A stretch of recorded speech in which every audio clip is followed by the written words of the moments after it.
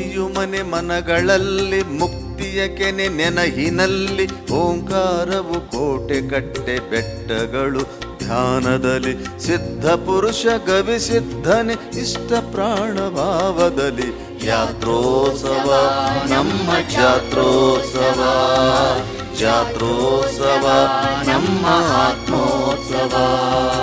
ಭಕ್ತಿಯು ಮನೆ ಮನಗಳಲ್ಲಿ ಮುಕ್ತಿಯ ಕೆನೆ ನೆನಹಿನಲ್ಲಿ ಓಂಕಾರವು ಕೋಟೆ ಕಟ್ಟೆ ಬೆಟ್ಟಗಳು ಧ್ಯಾನದಲ್ಲಿ ಸಿದ್ಧ ಪುರುಷ ಗವಿ ಸಿದ್ಧನೆ ಇಷ್ಟ ಪ್ರಾಣ ಭಾವದಲ್ಲಿ ಯಾತ್ರೋತ್ಸವ ನಮ್ಮ ಜಾತ್ರೋತ್ಸವ ಜಾತ್ರೋತ್ಸವ ನಮ್ಮ ಆತ್ಮೋತ್ಸವ.